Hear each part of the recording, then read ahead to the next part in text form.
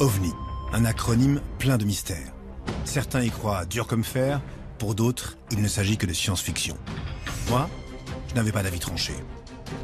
Les autorités prennent-elles le sujet au sérieux? Ces milliers de témoignages de pilotes civils et militaires, que deviennent-ils?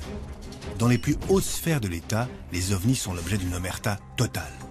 Armée, politique, et si on nous cachait quelque chose? C'était décidé. J'allais reprendre l'enquête à zéro.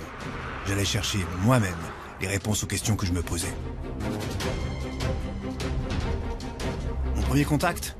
Un ancien militaire, pilote dans l'aviation légère de l'armée de terre. Au téléphone, il m'avait semblé fiable, calme, sûr de lui, tout sauf un illuminé. À bord de son hélicoptère, il avait été témoin d'un de ces phénomènes hors du commun. « Venez, m'a-t-il dit, je vous raconterai tout. » Daniel Michaud a plus de 13 000 heures de vol à son compteur, dont une qui devait le marquer à vie.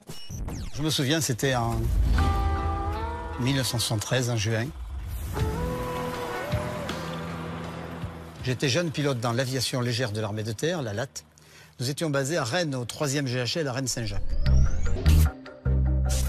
Alors que nous faisions une mission de liaison entre Rennes-Saint-Jacques, où nous avions notre base, et Caen-Carpiquet, on a observé un phénomène extraordinaire 15 minutes avant l'arrivée sur Caen. Nous étions dans des conditions optimales de vol. On était à 1000 pieds, c'était pas très haut. Et ce jour-là, je partais en mission avec un ami, mécanicien, lorsque tout d'un coup, il m'a dit « Daniel, regarde !» J'ai tourné la tête et j'ai vu cette espèce d'engin qui nous doublait, une espèce de grand dirigeable, de la taille d'un paquebot, d'une couleur gris, un gris minium, un gris, vous savez, ce gris un peu terni, sans arête sur la structure, sans nacelle, sans bruit, sans sillage à l'arrière, je veux dire sans fumée, sans hublot, sans tout ce qu'on veut, sans rien.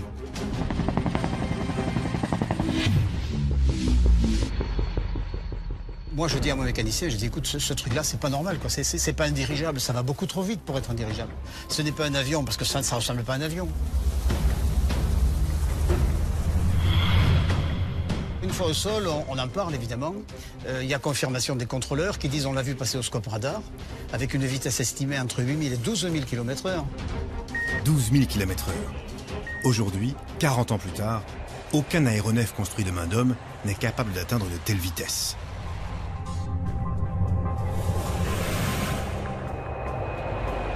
Même les avions de chasse les plus rapides ne dépassent pas 4 000 km/h. Daniel Michaud, sous le choc, s'adresse alors à sa hiérarchie. À ce moment-là, j'allais passer officier. J'étais un jeune pilote, hein, j'avais 23 ans. Et mon propre chef de corps m'a dit, écoute Michaud, c'est pas le moment de parler de ça, tu vas compliquer ton affaire, là, on n'en parle plus. Comme la plupart des pilotes, pour préserver sa carrière, Daniel a dû se taire. 40 ans de silence pour éviter de passer pour un fou. La dernière fois où j'ai parlé de ça publiquement, mon épouse a reçu des appels très critiques dans le genre « Vous êtes Madame Michaud, oui, votre mari doit se faire soigner d'urgence, il a besoin d'une thérapie urgente. » Maintenant, j'ai 63 ans, ma carrière est derrière moi et ça m'indiffère complètement de savoir quel est le jugement que l'on me portera. Ça m'est égal. J'ai vu ça, je le dis. Aujourd'hui, Daniel ose parler. Libéré du devoir de réserve, il brise désormais le silence. Son témoignage, sa sérénité, tout en lui m'avait semblé crédible. Mais il me fallait trouver d'autres exemples, faire d'autres rencontres. Je voulais remonter cette piste. J'ai passé des heures à chercher d'autres témoignages. Et je me suis vite rendu compte que Daniel Michaud n'était pas un cas isolé. Pour beaucoup de pilotes militaires, parler des ovnis représente un risque de briser leur carrière. Et ce tabou existe depuis toujours. Peu après la fin de la Seconde Guerre mondiale, les pilotes américains témoins d'ovnis s'étaient heurtés à cette loi du silence. C'était la guerre froide. La paranoïa anti-russe était plus forte que tout. L'armée expliqua donc ces observations bizarres en évoquant les avions espions. On a vu des objets circulaires évoluer au-dessus des États-Unis, évoluer au-dessus de la France, de l'ensemble de l'Europe. Et la grande histoire des ovnis, en fait, a commencé dans les années 50. Alors, c'est l'époque de la guerre froide. Donc, il y a quand même eu toujours un fond de suspicion en se demandant si c'était pas des avions espions. Il y avait un rapport d'espionnage où des espions russes avaient rencontré des espions américains et ils s'étaient tous dit « Mais on croyait que c'était vous qui nous envoyiez ça ». Kenneth Arnold. Voilà l'homme qui a tout déclenché. En 1947, ce pilote privé américain dit avoir observé plusieurs engins de forme inconnue en survolant l'État de Washington. La presse s'empare de l'histoire, le terme « soucoupe volante » apparaît pour la première fois.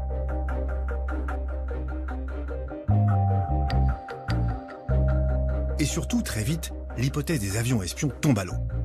On a apparemment affaire à des engins aux performances extraordinaires. Accélération fulgurante, changement de direction instantané et même absence totale d'ondes de choc. L'aspect singulier de l'OVNI, c'est un déplacement en air dense à très grande vitesse, donc ça devrait faire un bang. Avant, dans le temps, un avion supersonique passait, il cassait les vitres. Tandis que si vous preniez un OVNI qui passe à Mach 5, 6 au-dessus d'un village, il effondrerait les toitures. Hein? Carrément, bah oui, vous avez une onde de choc. Vous savez, l'onde de choc, c'est l'équivalent des vagues d'étrave des bateaux. Imaginez un croiseur qui arrive à 200 km/h devant le port de Marseille, il casse tout. Il fait une vague énorme, voilà, c'est tout.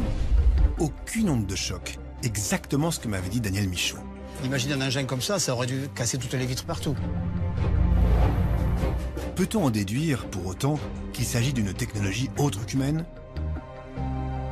J'ai retrouvé Jean-Gabriel Grélé, pour qui cela ne fait aucun doute. Ce pilote de chasse français a servi aux États-Unis dans les années 50 et il se souvient du règlement alors en vigueur dans l'US Air Force.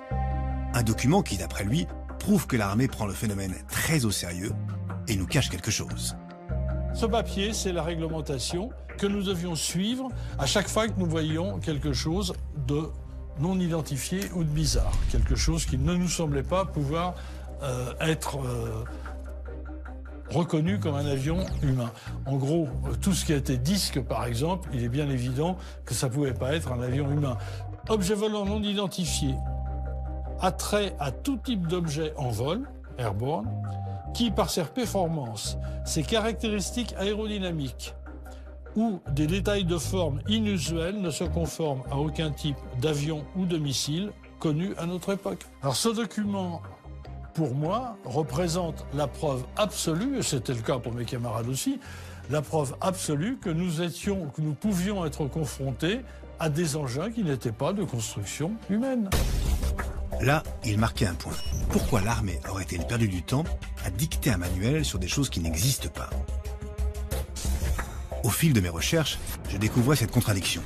La négation officielle du phénomène OVNI et la multiplication de ces observations de pilotes dans tous les pays.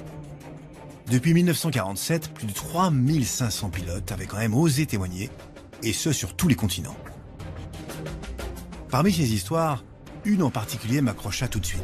C'est une de mes sources à Téhéran, en Iran, qui m'avait briefé. « Renseigne-toi », m'avait-il dit. C'est un cas unique, mais évidemment, l'affaire a été vite classée.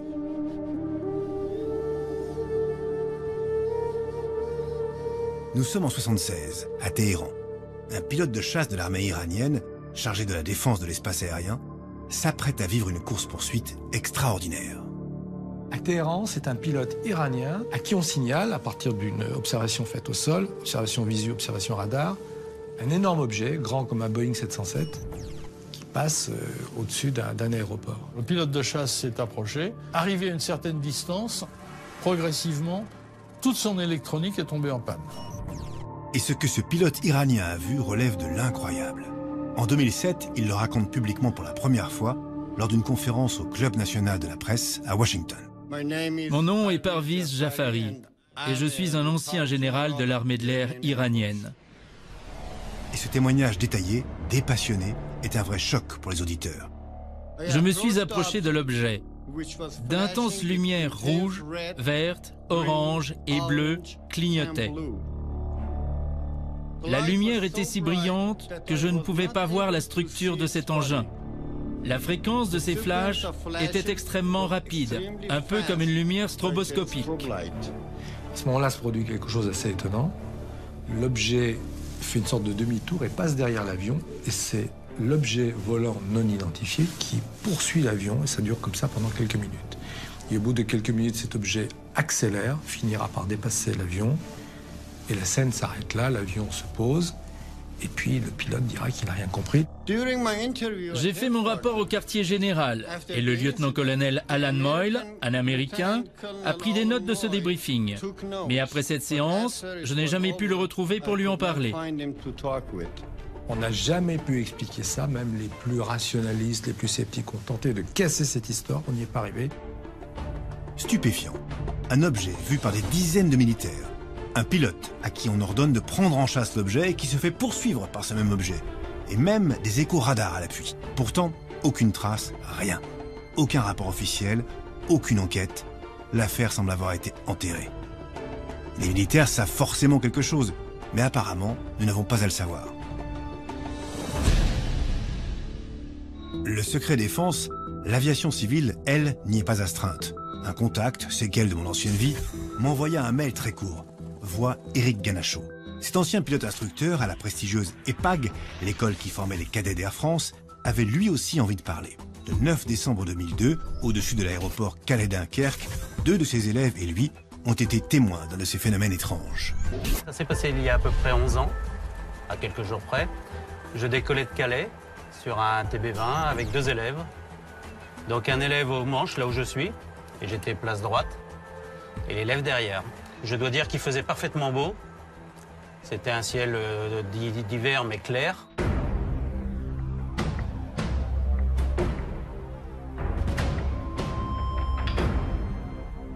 Et là, donc, j'ai vu pour moi un avion qui arrivait face à moi, un gros phare. C'était lumineux, mais c'était pas éblouissant, comme un phare qui éclate, qui peut cacher quelque chose. Là, c'était juste lumineux. Et ce phare s'est éteint donc au bout de 5 secondes. Quand j'ai viré, il s'est éteint.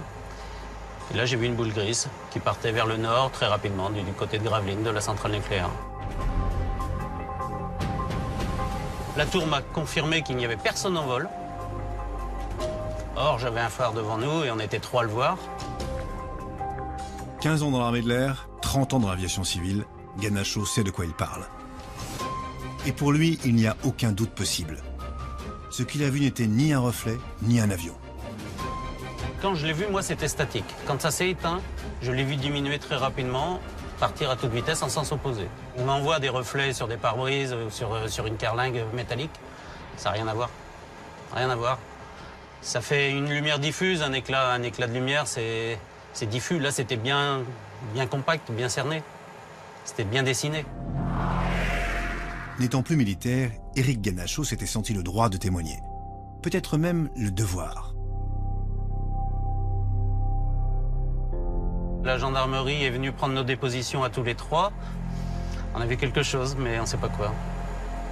On ne sait pas quoi. Ça se confirmait. Les témoignages crédibles de pilotes civils, les rapports de militaires, il y en avait eu beaucoup. Mais une fois enregistrés, qu'était-il devenu? C'était ça que je devais maintenant comprendre. On le sait peu, mais en France, il existe un organisme officiel consacré au sujet. C'est le GEPAN, le groupement d'études et d'informations des phénomènes aériens non identifiés. Cet organisme, créé en 1977, fait partie du CNES, l'Agence spatiale française. J'essayais de rencontrer des membres du GEPAN, mais sans me donner d'explication, personne ne souhaitait me rencontrer.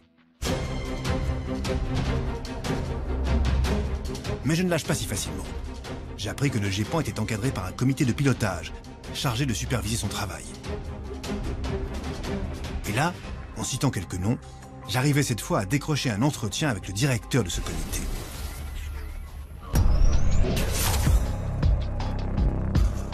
Pierre Bescon, ingénieur général de l'armement, polytechnicien, un scientifique rationnel.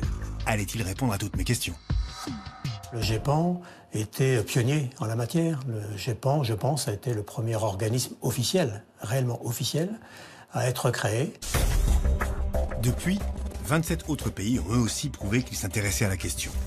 En 2007, l'Angleterre ouvre au monde ses archives sur les ovnis, suivi de l'Espagne en 2008, puis du Danemark, du Brésil, du Chili. En France, le GEPAN, lui, mène des enquêtes, collecte des témoignages qui lui sont transmis par la gendarmerie. Dès le début, assez tôt, le GEPAN a défini 4 catégories, 4 classes effectivement de témoignages. La catégorie A, on sait expliquer parfaitement ce que c'est. Vous avez ensuite une catégorie qui s'appelle le B. On pense à une explication qui est la plus probable, mais elle n'est pas certaine. Vous avez ensuite la catégorie C, qu'on n'a pas assez d'éléments pour dire quoi que ce soit dessus. Et puis vous avez la classe D, sur laquelle on n'a vraiment aucune explication. Bien sûr, C'est cette dernière catégorie qui excite l'imagination. La classe D, les non expliqués. Constitution. Ce matin, en effet, le Conseil des ministres a autorisé...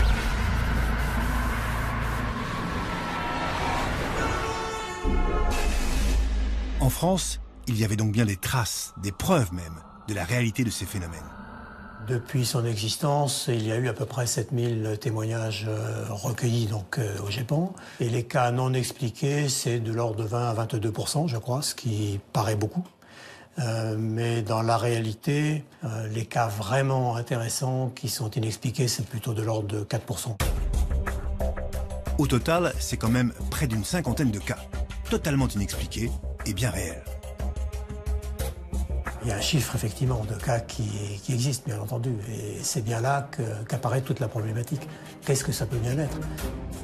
J'allais découvrir que sur les cas troublants, propices à une enquête, le GEPAN était en fait vite dépassé. Le 5 novembre 90, des centaines de Français, partout dans le pays, observent un phénomène étrange dans le ciel. Mesdames, Mesdemoiselles, Messieurs, bonsoir. Des ovnis ont donc sillonné le ciel hier soir vers les 19h sur l'Europe de l'Ouest. En France, le CNES ne veut pas encore se prononcer et souhaite entendre le maximum de témoignages. Il n'y avait aucun bruit. C'était un engin assez grand, avec des lumières en triangle assez symétriques. Ça avait une forme triangulaire, voire losange parfois, et c'était composé d'environ une douzaine de lumières, douzaine de points lumineux. Certains jaunâtres, d'autres un peu rouges, et certains laissaient à l'arrière une traînée jaunâtre également. Le GEPAN n'a pas pu se pencher sur ces 1000 observations, c'est beaucoup trop. Il faudrait pouvoir travailler plus là-dessus. Je ne suis pas sûr que le GEPAN ait eu le loisir ni les ressources pour travailler sur toutes les observations. Très bien, je récapitule. Le GEPAN, organisme créé par l'État dont on nous dit qu'il est un modèle pour les autres pays, serait en fait incapable de faire des investigations poussées. En deux mots, c'est une coquille vide. Apparemment, le pouvoir a eu envie d'être perçu comme s'intéressant à la question et d'avoir une position de transparence à l'égard du public. Ce qui, à mon avis, est complètement un écran de fumée. Comment dire, ce qui est extraordinaire, c'est, et ça, je crois que personne ne s'en doute, c'est que derrière cette façade, il n'y a rien. C'est-à-dire que c'est ce qu'on a pu faire de mieux en France. En général, ceux qui n'aiment pas le GEPAN, ce sont ceux qui défendent la thèse extraterrestre. Bon, il ne faut pas exclure la thèse extraterrestre, mais il ne faut pas faire l'amalgame non plus. On ne sait pas aujourd'hui. On ne sait pas. Je le réalisais très vite. Autour de ce sujet règne un climat de méfiance, de paranoïa. Entre théorie du complot et langue de bois, difficile de déceler la vérité. Je décidai de continuer à fouiller du côté des pilotes, espérant trouver d'autres pistes. Finalement, un d'entre eux me mit en contact avec un ami, lui aussi pilote, témoin d'un phénomène récent, en mars 2008. C'est à quelques kilomètres de Béthune, à l'aérodrome de Merville, que je devais rencontrer Sébastien Hugo. 7000 heures de vol, ancien chef pilote dans l'armée de l'air et aujourd'hui instructeur. Lui, ce n'est pas en vol, mais carrément du sol, à terre, qu'il a longuement observé on ne sait quoi. Je me souviens, le 31 mars 2008, nous étions ici avec quelques collègues, et il y avait un avion qui faisait la voltige, et tout à coup, on a découvert un cercle, un parfait cercle lumineux, avec des contours blancs éclatants, comme un nuage qu'on éclaire, qui était en stationnaire au-dessus de la piste. On a tout d'abord pensé que c'était des fumigènes liés à l'avion de voltige. Mais en fait, ça n'a pas du tout l'aspect de fumigène, c'était vraiment un cercle parfait. C'était pas métallique, c'était entre la vapeur et une lueur très intense. Et puis, 3 ou 4 cercles sont apparus et se sont déplacés. Ensuite, ça a duré une dizaine de minutes. Ces étranges cercles dans le ciel, Sébastien Hugo n'est pas le seul à les observer. Au total, 9 témoins, 6 instructeurs et 3 élèves sont présents ce matin-là. En tant que pilote, on est assez cartésien et rationnel. On essaie de comprendre, surtout, c'est ça qui nous intrigue, parce qu'on est du métier. On n'est pas habitué à faire ce genre de phénomène, et je me pose toujours la question de savoir ce qui s'est passé ce jour-là. Pour tenter d'avoir une explication, le lendemain de l'observation, Sébastien Hugo et les autres témoins font une déposition à la gendarmerie. Ils contactent aussi directement le GEPAN. Sans succès. Ça m'a surpris un petit peu parce qu'on était quand même des professionnels de l'aviation, on avait toutes les données et j'aurais bien aimé qu'on en discute et avoir des explications. Ce n'est que 4 ans plus tard que Sébastien Hugo obtient enfin un retour, mais pas vraiment conforme à son attente. Le GEPAN a communiqué par courrier la réponse de son enquête en 2012. J'ai reçu un courrier à la maison expliquant que le phénomène était classé en catégorie B. La catégorie B, celle des cas a priori résolus. Le GEPAN parle lui-même d'observation pour laquelle l'hypothèse retenue est considérée comme très probable. Comme Sébastien Hugo, j'ai été sidéré par le résultat de leur enquête. Je crois qu'en faisant une petite enquête, quelqu'un du voisinage a dit qu'il y avait souvent des faisceaux laser de boîtes de nuit qui éclairaient, qui faisaient des cercles. Mais bon, pour tous ceux qui ont vu le phénomène, on sait très bien que ce n'est pas des lasers de boîtes de nuit ou autres projecteurs. Des lasers. J'avais du mal à y croire. Moi aussi, j'étais frustré, déçu par une telle conclusion.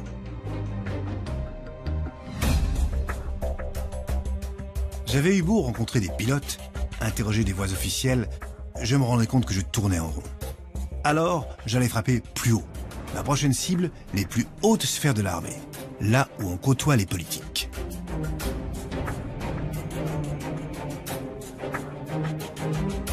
J'ai découvert assez vite l'existence d'un rapport sur les ovnis, très sérieux, initié par des militaires de haut rang. Leur objectif, sensibiliser les pouvoirs publics à ces phénomènes. À l'origine de ce rapport publié en 1999, dit le rapport Cometa, un général de l'armée de l'air, général Letty, ancien pilote de chasse, ancien commandant de base aérienne. J'avais dû envoyer plusieurs courriers et passer par son avocat pour le rencontrer. Pas simple.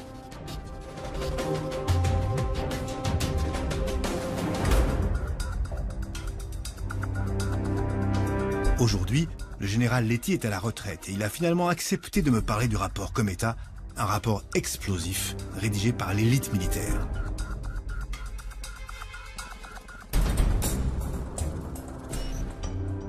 Dans le rapport Cometa, il y a les préfaces du général Norlin et du professeur Lebeau qui était patron du CNES. Je dis ça parce que c'est quand même pas n'importe qui. Décryptage. André Lebeau, rien moins que l'ancien président du CNES, organisme chargé de mener la politique spatiale de la France. Le général Norlin, chef du cabinet militaire des premiers ministres Jacques Chirac et Michel Rocard à la fin des années 80. Scientifique réputé, haut fonctionnaire, militaire de renom, j'ai eu un vrai choc en apprenant quelle personnalité avait contribué au rapport Cometa. À première vue, il avait tout pour faire l'effet d'une bombe. On a publié ce rapport en 99 sous le nom de « À quoi doit-on se préparer ?»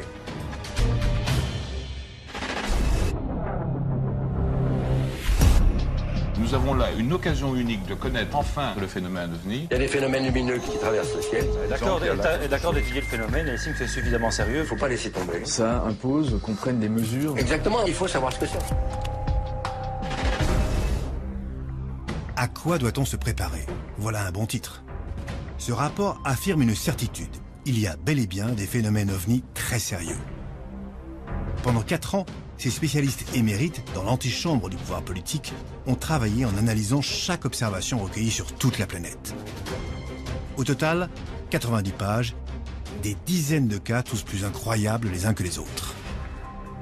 Un rapport saisissant, destiné au sommet de l'État.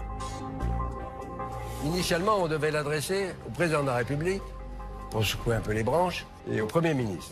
Alors, je ne sais pas si le président de la République a lu le rapport, mais je peux affirmer que le Premier ministre, Lionel Jospin, a lu le rapport. C'est moi-même qui ai remis au cabinet du Premier ministre et au cabinet du militaire de Jacques Chirac.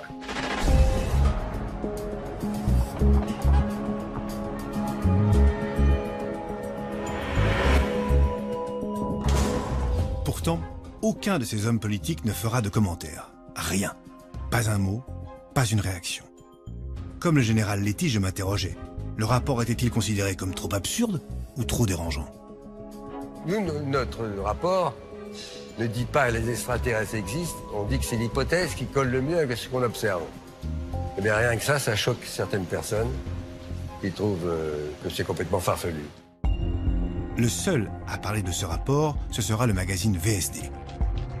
Je me demandais pourquoi la presse, elle aussi, relayait si peu l'information. celle qu'on qualifie de quatrième pouvoir semble participer elle aussi à cette omerta générale. Mais pourquoi? J'ai lancé mes filets et j'ai eu un appel d'un journaliste très bien informé qui avait approché les politiques sur la question OVNI. Il avait enquêté sur le sujet pendant 5 ans, une investigation qui lui a coûté cher. Journaliste pour un grand hebdomadaire d'actualité, il a accepté de se confier à moi, à la condition que je garantisse son anonymat. Quand j'ai commencé à en parler à mes confrères journalistes, quand je leur ai dit j'enquête sur les ovnis, on m'a regardé avec des yeux grands comme des soucoupes, c'est le cas de le dire, et on m'a tout de suite traité de fou. On m'a dit mais attends, mais t'es malade, ça n'a aucun intérêt, c'est quoi, qu'est-ce qui te prend, c'est pas sérieux, dans tous les cas c'est pas sérieux. J'ai préféré continuer mon activité professionnelle de journaliste sous un autre nom pour ne pas avoir cette étiquette indélébile. En fait, c'est presque un tatouage sur le front, hein. C'est OVNI, ça veut dire que je suis fou, tout simplement. C'est ça qui est terrible, c'est que le fait d'avoir fait un travail sérieusement, un travail journalistique sérieusement, en fait, a coûté très cher. Et a failli briser ma carrière de journaliste. Un prix à payer, lourd, pour avoir osé s'intéresser à ce que la plupart assimilent à de la science-fiction. Il faut dire que des années 50 à Spielberg ou la célèbre série X-Files, les soucoupes volantes et les extraterrestres nourrissent notre imaginaire, mais pas nos connaissances. Une culture populaire largement entretenue par la presse, qui n'a jamais traité le sujet sérieusement. Pendant 2 décennies, les médias ont tourné le sujet OVNI en ridicule. Donc ça a été, soit on rigolait, on plaisantait sur le sujet, c'était les petits hommes verts. Ça, c'est resté dans l'esprit des gens, aussi bien le public que les journalistes eux-mêmes. Revenons-en au rapport Cometa. Au cours de son enquête, ce journaliste a lui aussi tenté de savoir quel impact il avait eu auprès des politiques. J'ai interrogé Lionel Jospin à ce sujet. Et Lionel Jospin m'a dit qu'il ne pouvait rien dire. Il a été très clair, il m'a dit oui, je confirme qu'on m'a remis le rapport Cometa, mais je ne peux pas vous en dire plus. Et quand j'ai demandé à Lionel Jospin, est-ce que vous prenez le sujet au sérieux, il m'a dit comment pourrait-on ne pas prendre cette question au sérieux. Donc il a quand même répondu indirectement à ma question, c'est que lui prend le sujet au sérieux, mais il ne peut pas en dire plus. Donc il y a quelque chose, mais il ne peut en dire plus. D'après ce journaliste, l'exécutif est de toute façon forcément au courant du dossier OVNI. Je suis convaincu que les présidents, tous les présidents, quels qu'ils soient, ont été informés sur cette question et qu'ils ont décidé de se taire. De toute évidence, personne ne voulait s'exprimer sur le sujet. La question OVNI devait rester confidentielle. J'avais cherché à interroger des hauts gradés, j'ai envoyé des courriers aussi à l'armée de l'air, on m'a jamais répondu. Et une fois, un avocat de l'armée, que je ne citerai pas, m'a téléphoné pour me dire « Laissez tomber, cette affaire vous dépasse, je vous conseille d'arrêter votre enquête ». Ça ressemblait à de la menace, moi je l'ai pris tel quel, je lui ai dit d'ailleurs, je lui ai dit « Mais vous êtes en train de me menacer ». Il m'a dit « Tirez les conclusions que vous voulez ». Des menaces, carrément. On touchait bien à un sujet des plus sensibles. Les pouvoirs publics sont donc bel et bien au courant. Et aux États-Unis, on en a la preuve. C'est le président Roosevelt qui a décrété en 1942 un embargo sur l'information, c'est-à-dire en fait un secret d'État. Il y a un document qui dit précisément au général Marshall, qui était son chef d'état-major, il n'y aura pour l'instant que 5 personnes, vous et moi y compris, qui seront au courant de ce sujet. Donc ça s'appelle un secret d'État. Secret d'État, le mot est lâché. Et ce n'est pas tout. J'allais découvrir d'autres documents déclassifiés étonnants. Depuis une loi de 1974, les archives du gouvernement américain sont accessibles au public. Et parmi tous ces documents officiels, celui qui a fait le plus parler de lui, c'est un rapport qui remonte au 23 septembre 1947.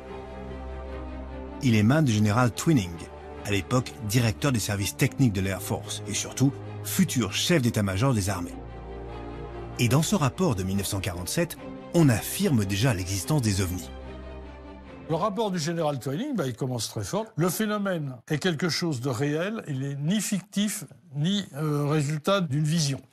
Il existe des objets qui ont probablement approximativement la forme d'un disque, d'une dimension qui les fait apparaître comme étant aussi grand qu'un avion de construction humaine. Très curieux de comparer ça à des avions de construction humaine, vous voyez.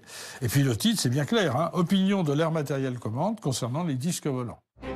À en croire les milliers de documents déclassifiés, 130 000 pages rien qu'aux États-Unis, l'armée et les politiques, derrière le silence officiel, étudient les ovnis. D'ailleurs, j'ai découvert que dans le monde entier, plusieurs grandes figures politiques avaient osé s'exprimer sur ce sujet. Au Japon, le secrétaire général et porte-parole du gouvernement, Nobutaka Mashimura, affirme en 2007 que les ovnis sont bien réels et qu'il faut prendre le sujet au sérieux. Quand l'ancien ministre de la Défense du Canada, Paul Hellyer, s'exprime lors d'une conférence sur les ovnis en 2013 à Washington, voilà ce qu'il dit. Les Américains et le monde entier ont le droit de savoir ce qu'il se passe. Les ovnis sont aussi réels que les avions qui volent au-dessus de nos têtes. Même Jimmy Carter, 39e président des États-Unis, a déclaré avoir observé un ovni.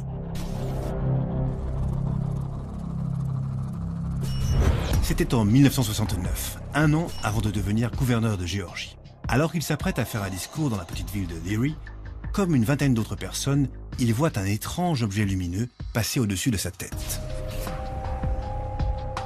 Une fois président, il n'a pas oublié et n'a jamais démenti cette histoire. Voilà ce qu'il en raconte dans une énième interview. Un soir, j'étais devant un restaurant, juste avant le coucher du soleil. La nuit tombait et nous allions nous mettre à table. J'étais là avec 25 personnes lorsque nous avons vu se dessiner dans le ciel une étrange lumière qui venait vers nous, une lumière ronde. Elle se rapprochait de plus en plus. Une fois au-dessus des pins, elle s'est arrêtée et elle s'est mise à changer de couleur. Bleu, rouge, blanc. Elle est restée là un moment. Nous étions très étonnés. Nous ne savions pas ce que c'était. Et elle a finalement disparu et est repartie vers l'ouest. Cette observation, Jimmy Carter a osé en parler très tôt. En 1973, alors qu'il est gouverneur de Géorgie, il remplit un rapport très détaillé du NARCAP, sorte de GEPAN américain. Il annonce même que s'il est élu président, il fera éclater la vérité sur les ovnis et promet de déclassifier les documents secrets du Pentagone. Un engagement qu'il ne tiendra pas. Car comme il le dira plus tard à la Maison-Blanche, toute information relevant de la sécurité nationale doit rester confidentielle. Après lui, Ronald Reagan, 40e président des États-Unis, affirme lui aussi avoir vu un ovni en 1974. Il n'a jamais osé le dire face à une caméra, mais cette observation a influencé ses discours, comme cette fameuse déclaration du 4 décembre 1985. Si soudain une menace planait sur le monde, venant d'une autre espèce, d'une autre planète, d'un autre univers, nous mettrions de côté tout ce qui nous éloigne les uns des autres. Bien plus récemment, en octobre 2007, un sénateur de Nikotinich prend le risque de dire qu'il a vu un ovni alors même qu'il est en pleine campagne électorale. Avez-vous vu un ovni? Enfin, j'ai vu un objet volant, non identifié, n'est-ce pas? Ce n'était pas identifié. J'ai vu quelque chose. Cette déclaration lui a peut-être coûté son élection. Étrangement, malgré ses prises de position, rien ne bouge. On nous mène en bateau. Et comme en France, aux États-Unis, il y a aussi des affaires étouffées pour raisons politiques. Le cas de Fife Symington, ancien gouverneur d'Arizona, en est un exemple frappant. Le 13 mars 1997, des milliers d'habitants de Phoenix observent dans le ciel d'étranges lumières. Phoenix en 1997 est survolé, alors que la nuit commence, par un énorme triangle, un énorme engin qui fait plusieurs kilomètres d'envergure, qui survole la ville à basse vitesse et qui est observé par des milliers de personnes. C'était un disque, un énorme disque, à peu près de la taille de ces deux immeubles.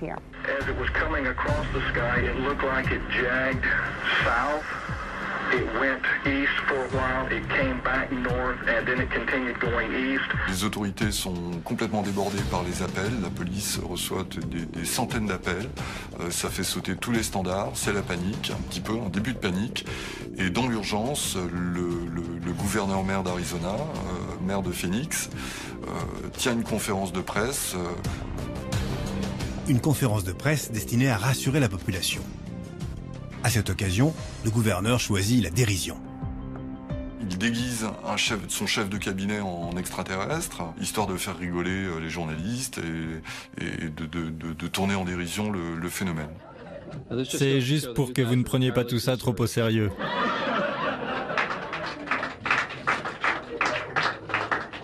La version officielle, ce sont des leurres, des fusées-leurres, tels que les avions de chasse en largue pour dérouter un missile qui leur est envoyé, etc. Ça n'avait rien à voir avec ce que l'on voit. Il y a quelques vidéos, c'était le début des caméscopes, hein. Tout le monde n'avait pas un portable qui fait des vidéos sur soi à l'époque, en 97, mais il y a quand même quelques vidéos, il y a des photos, et surtout des milliers de témoignages. Donc voilà, ça c'est sans doute l'observation de masse, une des plus importantes qui ait eu lieu. Coup de théâtre. 10 ans plus tard, alors qu'il n'est plus gouverneur d'Arizona, Fife Symington change son fusil d'épaule et dément ce qu'il avait dit à la conférence de presse de 1997. Je suis Fife Symington et en 1997, lors de mon deuxième mandat de gouverneur d'Arizona, j'ai vu quelque chose qui défiait ma logique et ma perception de la réalité. Un soir, j'ai observé un gigantesque vaisseau en forme d'aile delta qui survolait silencieusement le Squaw Peak, une chaîne de montagnes au nord de Phoenix. C'était vraiment à couper le souffle. En tant que pilote et ancien officier de l'armée de l'air, je peux dire avec certitude que cet engin volant ne ressemblait à aucun objet connu créé par l'homme. Ce témoignage de Fife Symington a été un vrai déclic pour moi. Pourquoi n'en avait-on jamais entendu parler en France? Je me suis rendu compte du paradoxe propre à notre pays. Nous avions été les premiers à nous doter d'un organisme étudiant les ovnis, et pourtant, nos dirigeants restaient ceux qui en parlaient le moins. Pour ainsi dire, jamais. Seuls 2 hommes politiques ont osé s'intéresser publiquement à la question. Le premier ne fut autre que le général de Gaulle. Le général de Gaulle avait été impressionné, il a eu connaissance d'un rapport qui s'était passé assez loin de la France, mais un rapport OVNI qui était tout à fait pertinent. Il avait demandé à ce qu'une commission d'enquête soit créée sur la question. On était vers 1966. En 68, il y a eu les événements qu'on connaît. C'est tombé à l'eau et ça s'est pas remis debout.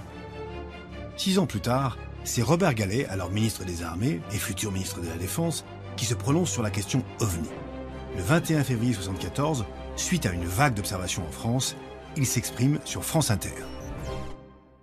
Il est irréfutable qu'il y a des choses aujourd'hui qui sont inexpliquées ou mal expliquées. En 1954 a été créée au ministère des Armées une section de réflexion et de recueil de témoignages sur ces apparitions d'objets non identifiés. J'ai là parcouru un certain nombre de témoignages et ces témoignages se sont développés jusqu'en 1970. Il y en a une 50aine. Robert Galet fait figure d'exception dans le monde politique français. Depuis, plus aucun homme d'État ne s'est exprimé sur le sujet. Pourtant, on l'a vu avec le rapport Cometa, ce n'est pas faute d'avoir essayé d'alerter les autorités. En 2008, à nouveau, pour sensibiliser le monde politique, une lettre ouverte est envoyée au cabinet du président Sarkozy. Ses auteurs, un contre-amiral et des scientifiques de tous bords. Ils souhaitent que l'État s'implique enfin sérieusement et donne plus de moyens afin d'étudier le phénomène.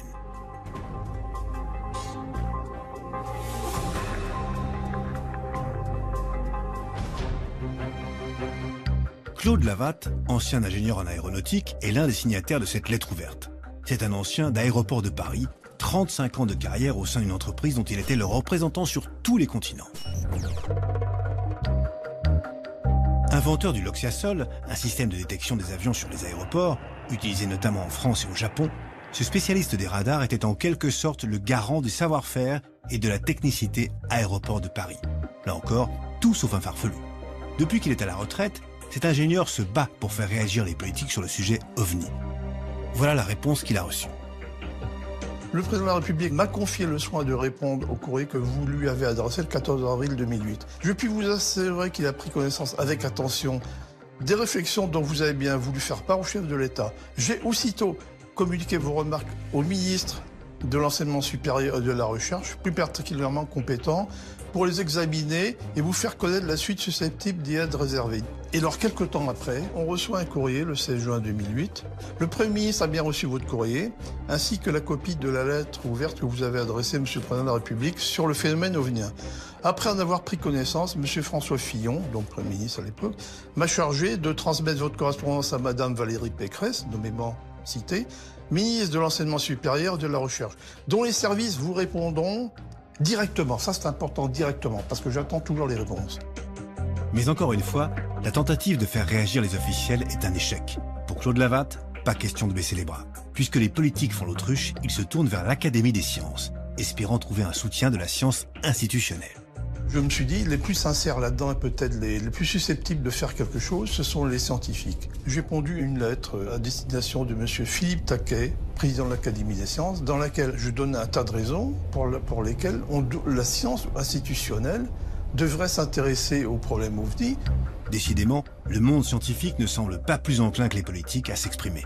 Alors je pensais que ça aurait pu émouvoir Philippe Taquet et j'ai reçu une réponse totalement inacceptable. Monsieur Philippe Taquet, président de l'Académie des sciences, vous remercie pour votre courrier qu'il a bien reçu, mais auquel il ne peut donner suite. Cordialement, et c'est signé Sophie Gillion, sa secrétaire. Ce monsieur n'a même pas le courage de me répondre. Bravo, bravo la science française. Ce qui manque à ces gens-là, c'est le courage et le culot. Je me rendais compte que dans tous les domaines, manifester un intérêt pour les ovnis, c'était se marginaliser, s'exposer au colibet ou à l'indifférence. Moi-même, je me suis mis en garde. Je me dis, c'est pas possible. Sachant ce que je sais, le métier que je fais, je ne peux pas compromettre ma boîte et aussi mon avenir professionnel en faisant de telles déclarations. C'est trop tôt. Je l'ai fait quand j'étais à la retraite, comme beaucoup de gens. Et les scientifiques qui ont pris position en pleine carrière en ont fait les frais. C'est le cas de Jean-Pierre Petit, astrophysicien, ancien chercheur à l'Observatoire de Marseille, puis au CNRS. On m'a proposé d'être vulgarisateur avec l'appui du CNRS. J'ai été mis dans une commission information scientifique et technique. Et puis, ma foi, on m'a dit, vous savez, si vous voulez aller visiter n'importe quel musée des sciences dans le monde, au Japon, n'importe quoi, vous nous le dites, on vous envoie. J'aurai une vie de patachon. Mais le prix à payer, c'est vous arrêtez vos conneries avec les ovnis. Là, j'ai dit non. Donc, c'était fini. J'ai loupé ma chance. Mais il faut savoir ce qu'on veut. Est-ce qu'on veut se regarder dans une glace le matin ou pas? Scientifiques, politiques, journalistes, militaires, pour résumer, en France, aucun domaine n'échappe au tabou OVNI. On a le monde politique, on a le monde médiatique et on a le monde scientifique. Aucun ne veut faire le premier pas et attend que l'autre fasse le premier faux pas. Donc le monde politique attend que le monde scientifique lui donne le feu vert, lui dise officiellement, etc. Il y a quelque chose à chercher là, ça peut être dangereux et même ça peut être intéressant du point de vue technologique. Alors le monde politique, très prudent, attend, ne fait rien. Puis il y a toujours une élection à vue, donc il fait rien encore moins. Bon. Je pense que c'est lié à l'esprit cartésien qui habite la France. On est des irréductibles gaulois qui ont besoin de toucher. Et ce phénomène, il est tout sauf touchable. Ce phénomène, il échappe à la compréhension humaine. Les militaires ont peur, les politiques ont peur, les religieux ont peur. Imaginez, toutes les religions du monde, tout d'un coup, ils sont confrontés à des choses. On dirait, écoutez, ça s'est pas passé comme vous le croyez. C'est la catastrophe. À ce stade de mon enquête, je n'avais plus le choix. Il fallait parler directement aux responsables politiques. Et qui mieux que Claudie Aigneret pour répondre à mes questions? Astronaute, c'est la première femme française dans l'espace, ancienne ministre, scientifique de renom, au point qu'on la surnomme Bac+19. De 2002 à 2004, Claudie Aigneret a été ministre déléguée de la Recherche. Et le CNES, dont fait partie le GEPAN, est justement placé sous la tutelle de ce ministère.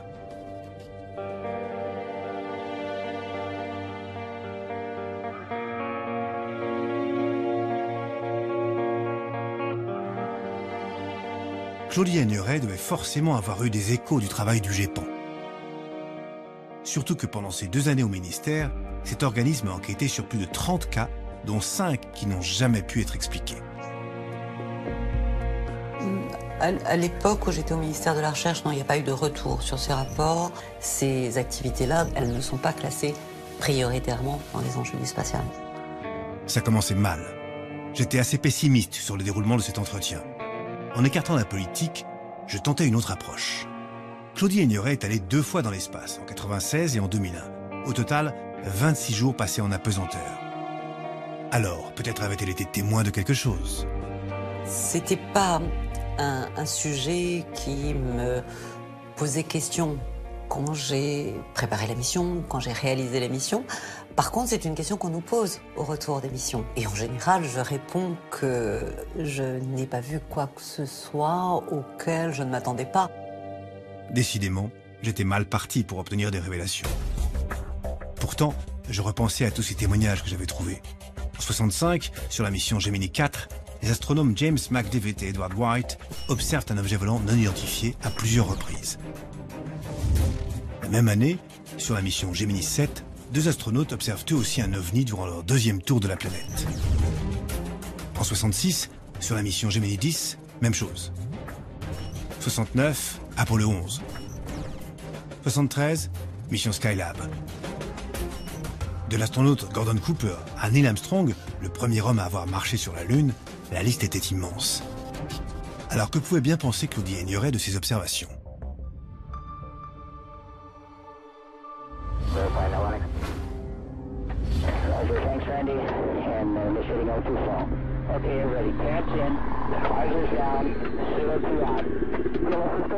Quand on est dans des environnements de ce type, c'est tout à fait normal de découvrir des choses auxquelles on ne s'attend pas. C'est pas pour cela qu'il n'y a pas d'explication. Cette réponse, évidemment, ne pouvait pas me satisfaire. Mais j'avais en tête d'autres cas concrets. Je me rappelais ainsi d'une vidéo surprenante de l'astronaute américaine Mary Ann Stephanie Piper. Le 19 septembre 2006, la mission STS-115 de la navette Atlantis, dont elle fait partie, est incapable de revenir sur Terre. Un objet non identifié bloque sa trajectoire. Le centre de Houston est obligé de repousser le retour de la navette de 24 heures. Une fois sur Terre, durant la conférence de presse de l'équipage, voici ce qui se produisit lorsque l'astronaute voulut décrire son observation. C'était quelque chose que je n'avais jamais vu avant. Et quand enfin j'ai pu sortir dans l'espace, c'était vraiment différent là aussi. Et je pense que ça n'aurait jamais pu se passer ainsi sans la préparation que nous avions reçue avec l'équipage. Et je voudrais...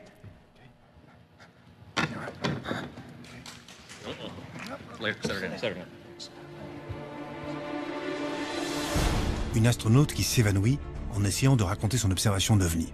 Cette image m'avait vraiment marqué. En France, le spationaute Jean-François Clairvoy, Légion d'honneur, polytechnicien, ingénieur général de l'armement, 3 vols dans l'espace à son actif, pense lui que là-haut, il y a bel et bien quelque chose. Peut-être que des vies intelligentes ailleurs sont venues nous observer en cherchant à ne pas nous perturber, c'est pour ça qu'on ne les a pas vus. Je peux vous dire que la première fois que j'ai vu la Terre depuis l'espace, sur un fond noir d'encre sans une seule étoile, on se dit c'est pas possible, on peut pas être seul. Il y en a forcément un jour là des extraterrestres plus avancés qui vont nous rendre visite, ou un jour peut-être dans le lointain futur on sera capable d'échanger avec eux. J'ai envie que ce soit comme ça, c'est mon hypothèse préférée. Edgar Mitchell, 6e homme à avoir marché sur la Lune, est lui aussi convaincu que les ovnis nous viennent d'ailleurs. J'encourage ceux qui doutent à lire les livres, écouter ce qui se dit et essayer de commencer à comprendre ce qui se passe vraiment. Il n'y a aucun doute, nous sommes visités. J'évoquais toutes ces vidéos à l'ancienne ministre, curieux de voir sa réaction. J'ai pas eu l'occasion d'en parler personnellement avec eux, ni de lire des choses à ce propos. Non, je suis pas la bonne personne pour répondre sur ce sujet. C'est pas quelque chose, ce sont pas des points de discussion qu'on a pu aborder. J'avais des doutes. Depuis le début, la conversation gênait Madame Aigneret. Alors qu'elle évitait la plupart de mes questions, je repensais à ces mots de Jean-Pierre Petit. En fait, les gens s'en foutent, vous savez, c'est ça le problème. C'est que, essayez d'intervenir auprès d'un politique. Vous lui dites les ovnis, le type va dire, oh là là, vous savez, la crise, les manifestants, ceci, l'Afghanistan... Hein.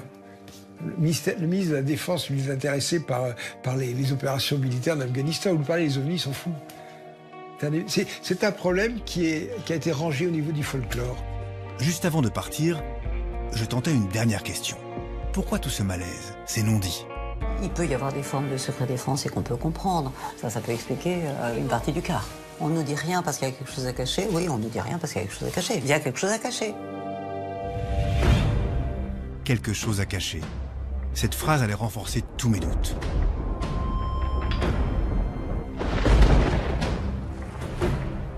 Tout à coup, certains propos que j'avais entendus prenaient une résonance bien particulière. L'exécutif est forcément au courant, étant donné que tous nos services de renseignement au plus haut niveau sont au courant. C'est la moindre des choses tout de même. C'est sa fonction d'être au courant. C'est sa fonction d'être au courant, mais c'est aussi sa fonction de se taire. C'est tout à fait normal, ça. C'est pas la volonté de cacher des choses. On ne divulgue pas les secrets, c'est normal. Un secret que seules les plus hautes autorités ont le droit de connaître. Je savais, après des mois d'enquête, que j'aurais du mal à en savoir plus. Mais j'avais répondu à l'essentiel de mes questions. Les ovnis ne sont pas des délires d'hallucinés, et les gouvernements le savent très bien. Un jour, peut-être, nous découvrirons ce qu'ils sont réellement, d'où ils viennent. Une partie de moi n'arrêterait jamais d'y penser. Et vous ? Un soir, j'ai observé un gigantesque vaisseau en forme d'aile delta qui survolait silencieusement le Squaw Peak, une chaîne de montagnes au nord de Phoenix. C'était vraiment à couper le souffle. En tant que pilote et ancien officier de l'armée de l'air, je peux dire avec certitude que cet engin volant ne ressemblait à aucun objet connu créé par l'homme. Ce témoignage de Fife Symington a été un vrai déclic pour moi. Pourquoi n'en avait-on jamais entendu parler en France ? Je me suis rendu compte du paradoxe propre à notre pays. Nous avions été les premiers à nous doter d'un organisme étudiant les ovnis, et pourtant, nos dirigeants restaient ceux qui en parlaient le moins. Pour ainsi dire, jamais. Seuls 2 hommes politiques ont osé s'intéresser publiquement à la question. Le premier ne fut autre que le général de Gaulle. Le général de Gaulle avait été impressionné, il avait eu connaissance d'un rapport qui s'était passé assez loin de la France, mais un rapport OVNI qui était tout à fait pertinent. Il avait demandé à ce qu'une commission d'enquête soit créée sur la question. On était vers 1966. En 68, il y a eu les événements qu'on connaît, c'est tombé à l'eau et ça s'est pas remis debout. 6 ans plus tard, c'est Robert Galet, alors ministre des Armées et futur ministre de la Défense, qui se prononce sur la question OVNI. Le 21 février 1974, suite à une vague d'observations en France, il s'exprime sur France Inter. Il est irréfutable qu'il y a des choses aujourd'hui qui sont inexpliquées ou mal expliquées. En 1954, a été créée au ministère des Armées une section de réflexion et de recueil de témoignages sur ces apparitions d'objets non identifiés. J'ai là parcouru un certain nombre de témoignages et ces témoignages se sont développés jusqu'en 1970. Il y en a une 50aine. Robert Galet fait figure d'exception dans le monde politique français. Depuis, plus aucun homme d'État ne s'est exprimé sur le sujet. Pourtant, on l'a vu avec le rapport Cometa, ce n'est pas faute d'avoir essayé d'alerter les autorités.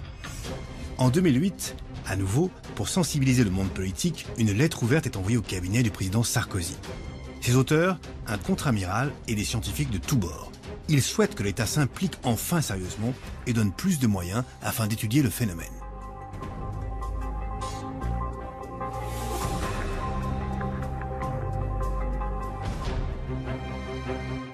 Claude Lavatte, ancien ingénieur en aéronautique, est l'un des signataires de cette lettre ouverte. C'est un ancien d'Aéroports de Paris, 35 ans de carrière au sein d'une entreprise dont il était le représentant sur tous les continents. Inventeur du Loxiasol, un système de détection des avions sur les aéroports, utilisé notamment en France et au Japon, ce spécialiste des radars était en quelque sorte le garant du savoir-faire et de la technicité Aéroports de Paris. Là encore, tout sauf un farfelu. Depuis qu'il est à la retraite, cet ingénieur se bat pour faire réagir les politiques sur le sujet OVNI. Voilà la réponse qu'il a reçue. Le président de la République m'a confié le soin de répondre au courrier que vous lui avez adressé le 14 avril 2008. Je puis vous assurer qu'il a pris connaissance avec attention des réflexions dont vous avez bien voulu faire part au chef de l'État. J'ai aussitôt communiqué vos remarques au ministre de l'Enseignement supérieur et de la Recherche, plus particulièrement compétent, pour les examiner et vous faire connaître la suite susceptible d'y être réservée. Et alors, quelques temps après, on reçoit un courrier le 16 juin 2008. Le Premier ministre a bien reçu votre courrier, ainsi que la copie de la lettre ouverte que vous avez adressée, Monsieur le Président de la République, sur le phénomène ovnien. Après en avoir pris connaissance, Monsieur François Fillon, donc Premier ministre à l'époque, m'a chargé de transmettre votre correspondance à Madame Valérie Pécresse, nommément citée, ministre de l'Enseignement supérieur et de la Recherche, dont les services vous répondront directement. Ça, c'est important, directement, parce que j'attends toujours les réponses. Mais encore une fois, la tentative de faire réagir les officiels est un échec. Pour Claude Lavatte, pas question de baisser les bras. Puisque les politiques font l'autruche, ils se tournent vers l'Académie des sciences, espérant trouver un soutien de la science institutionnelle. Je me suis dit, les plus sincères là-dedans et peut-être les plus susceptibles de faire quelque chose, ce sont les scientifiques. J'ai pondu une lettre à destination de M. Philippe Taquet, président de l'Académie des sciences, dans laquelle je donnais un tas de raisons pour lesquelles la science institutionnelle devrait s'intéresser aux problèmes OVNI. Décidément, le monde scientifique ne semble pas plus enclin que les politiques à s'exprimer. Alors je pensais que ça aurait pu émouvoir Philippe Taquet, et j'ai reçu une réponse totalement inacceptable. Monsieur Philippe Taquet, président de l'Académie des sciences, vous remercie pour votre courrier qu'il a bien reçu, mais auquel il ne peut donner suite. Cordialement, et c'est signé Sophie Gillion, sa secrétaire. Ce monsieur n'a même pas le courage de me répondre. Bravo, bravo la science française. Ce qui manque à ces gens-là, c'est le courage et le culot. Je me rendais compte que dans tous les domaines, manifester un intérêt pour les ovnis, c'était se marginaliser, s'exposer au quolibet ou à l'indifférence. Moi-même, je me suis mis en garde. Je me dis, c'est pas possible. Sachant ce que je sais, le métier que je fais, je ne peux pas compromettre ma boîte et aussi mon avenir professionnel en faisant de telles déclarations. C'est trop tôt. Je l'ai fait quand j'étais à la retraite, comme beaucoup de gens. Et les scientifiques qui ont pris position en pleine carrière en ont fait les frais. C'est le cas de Jean-Pierre Petit, astrophysicien, ancien chercheur à l'Observatoire de Marseille, puis au CNRS. On m'a proposé d'être vulgarisateur avec l'appui du CNRS. J'ai été mis dans une commission information scientifique et technique. Et puis, ma foi, on m'a dit, vous savez, si vous voulez aller visiter n'importe quel musée des sciences dans le monde, au Japon, n'importe quoi, vous nous le dites, on vous envoie. J'aurai une vie de patachon. Mais le prix à payer, c'est vous arrêtez vos conneries avec les ovnis. Là, j'ai dit non. Donc, c'était fini. J'ai loupé ma chance. Mais il faut savoir ce qu'on veut. Est-ce qu'on veut se regarder dans une glace le matin ou pas? Scientifiques, politiques, journalistes, militaires, pour résumer, en France, aucun domaine n'échappe au tabou ovni. On a le monde politique, on a le monde médiatique et on a le monde scientifique. Aucun ne veut faire le premier pas et attend que l'autre fasse le premier faux pas. Donc le monde politique attend que le monde scientifique lui donne le feu vert, lui dise officiellement, etc. Il y a quelque chose à chercher là, ça peut être dangereux et même ça peut être intéressant du point de vue technologique. Bon. Alors le monde politique, très prudent, attend, ne fait rien. Puis il y a toujours une élection à vue, donc il fait rien encore moins. Bon. Je pense que c'est lié à l'esprit cartésien qui habite la France. On est des irréductibles gaulois qui ont besoin de toucher. Et ce phénomène, il est tout sauf touchable. Ce phénomène, il échappe à la compréhension humaine. Les militaires ont peur, les politiques ont peur, les religieux ont peur. Imaginez, toutes les religions du monde, tout d'un coup, ils sont confrontés à des choses. On dirait, écoutez, ça s'est pas passé comme vous le croyez. C'est la catastrophe. À ce stade de mon enquête, je n'avais plus le choix. Il fallait parler directement aux responsables politiques. Et qui mieux que Claudie Aigneret pour répondre à mes questions? Astronaute, c'est la première femme française dans l'espace, ancienne ministre, scientifique de renom, au point qu'on la surnomme Bac+19. De 2002 à 2004, Claudie Aigneret a été ministre déléguée de la Recherche. Et le CNES, dont fait partie le GEPAN, est justement placé sous la tutelle de ce ministère.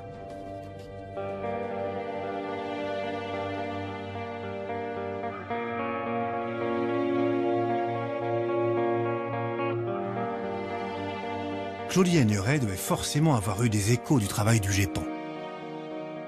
Surtout que pendant ces 2 années au ministère, cet organisme a enquêté sur plus de 30 cas, dont 5 qui n'ont jamais pu être expliqués. À l'époque où j'étais au ministère de la Recherche, non, il n'y a pas eu de retour sur ces rapports. Ces activités-là, elles ne sont pas classées prioritairement dans les enjeux du spatial. Ça commençait mal. J'étais assez pessimiste sur le déroulement de cet entretien. En écartant la politique, je tentais une autre approche. Claudie Aigneret est allée 2 fois dans l'espace, en 1996 et en 2001. Au total, 26 jours passés en apesanteur. Alors, peut-être avait-elle été témoin de quelque chose.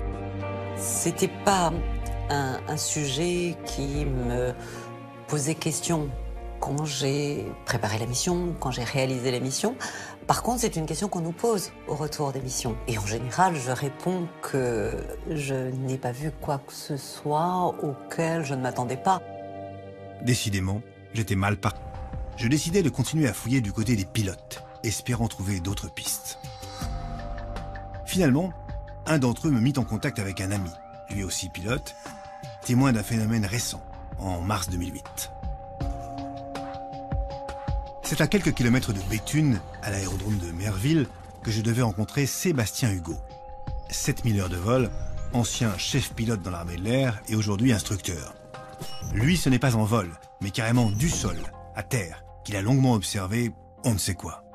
Je me souviens, le 31 mars 2008, nous étions ici avec quelques collègues, et il y avait un avion qui faisait la voltige, et tout à coup, a découvert un cercle, un parfait cercle lumineux, avec des contours blancs éclatants, comme un nuage qu'on éclaire, qui était en stationnaire au-dessus de la piste. On a tous d'abord pensé que c'était des fumigènes liés à l'avion de voltige. Et en fait, ça n'a pas du tout l'aspect de fumigène, c'était vraiment un cercle parfait. C'était pas métallique, c'était entre la vapeur et une lueur très intense. Et puis, 3 ou 4 cercles sont apparus et se sont déplacés. Ensuite, ça a duré une dizaine de minutes. Ces étranges cercles dans le ciel, Sébastien Hugo n'est pas le seul à les observer. Au total, 9 témoins, 6 instructeurs et 3 élèves sont présents ce matin-là. En tant que pilote, on est assez cartésien et rationnel. On essaie de comprendre, surtout. C'est ça qui nous intrigue, parce qu'on est du métier. On n'est pas habitué à faire ce genre de phénomène. Et je me pose toujours la question de savoir ce qui s'est passé ce jour-là. Pour tenter d'avoir une explication, le lendemain de l'observation, Sébastien Hugo et les autres témoins font une déposition à la gendarmerie. Ils contactent aussi directement le GEPAN. Sans succès. Ça m'a surpris un petit peu parce qu'on était quand même des professionnels de l'aviation. On avait toutes les données et j'aurais bien aimé qu'on en discute et avoir des explications. Ce n'est que 4 ans plus tard que Sébastien Hugo obtient enfin un retour, mais pas vraiment conforme à son attente. Le GEPAN a communiqué par courrier la réponse de son enquête en 2012. J'ai reçu un courrier à la maison expliquant que le phénomène était classé en catégorie B. La catégorie B, celle des cas a priori résolus.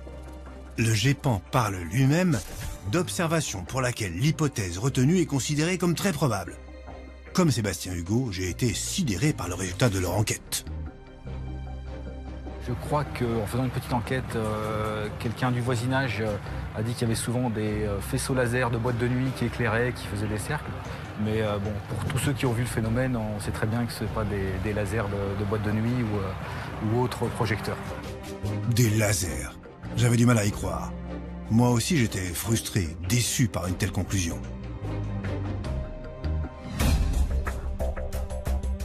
J'avais eu beau rencontrer des pilotes, interroger des voix officielles, je me rendais compte que je tournais en rond. Alors, j'allais frapper plus haut. Ma prochaine cible, les plus hautes sphères de l'armée. Là où on côtoie les politiques.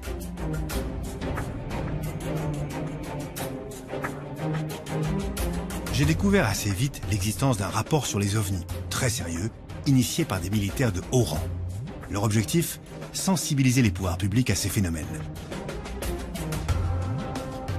À l'origine de ce rapport publié en 99, dit le rapport Cometa, un général de l'armée de l'air, général Letty, ancien pilote de chasse, ancien commandant de base aérienne. J'avais dû envoyer plusieurs courriers et passer par son avocat pour le rencontrer. Pas simple.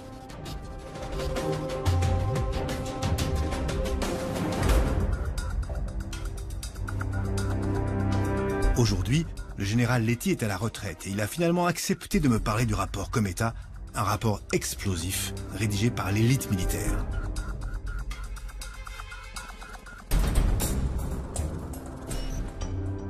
Dans le rapport Cometa, il y a les préfaces du général Norlin et du professeur Lebeau qui était patron du CNES. Je dis ça parce que c'est quand même pas n'importe qui. Décryptage. André Lebeau, rien moins que l'ancien président du CNES, organisme chargé de mener la politique spatiale de la France. Le général Norlin, chef du cabinet militaire des premiers ministres Jacques Chirac et Michel Rocard à la fin des années 80.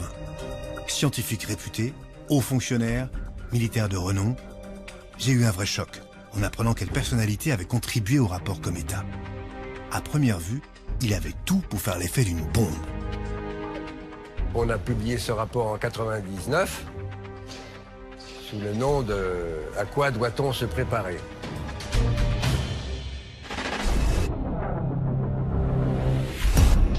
Nous avons là une occasion unique de connaître enfin le phénomène ovni. Il y a des phénomènes lumineux qui traversent le ciel.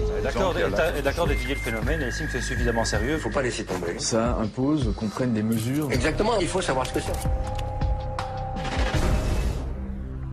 À quoi doit-on se préparer?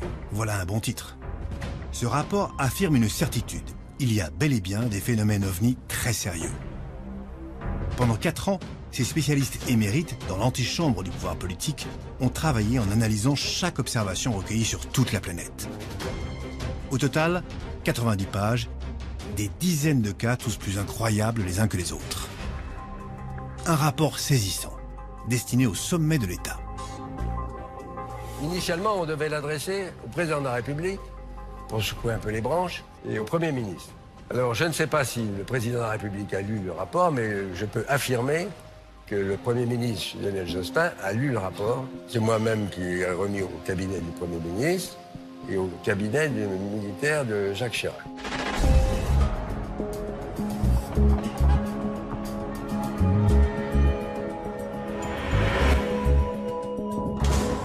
Pourtant, aucun de ces hommes politiques ne fera de commentaires. Rien.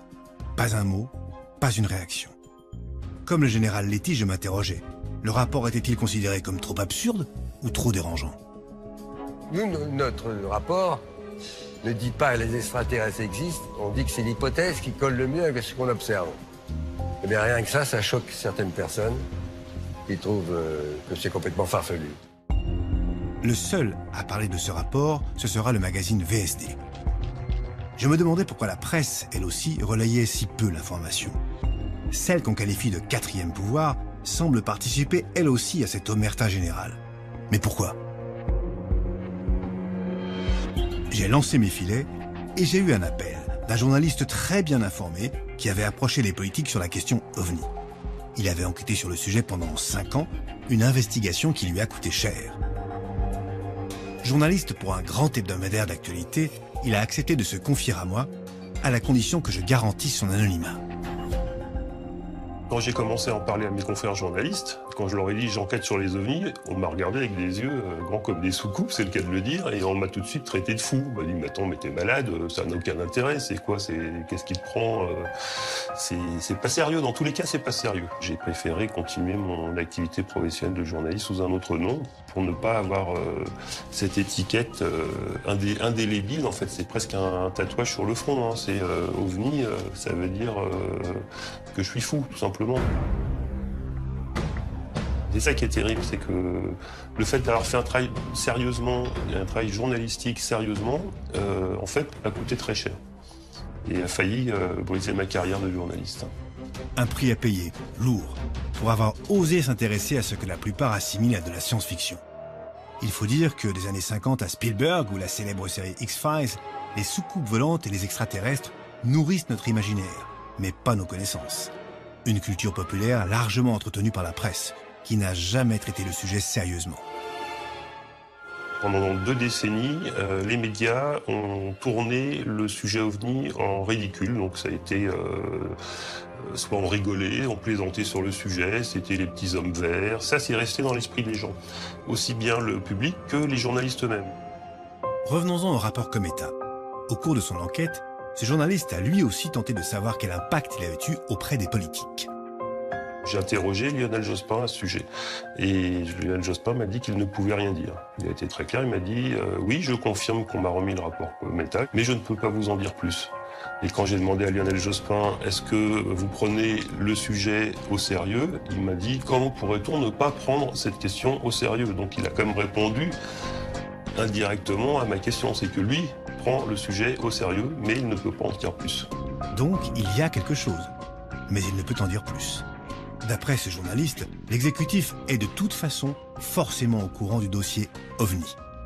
Je suis convaincu que les présidents, tous les présidents, quels qu'ils soient, ont été informés sur cette question et qu'ils ont décidé de se taire.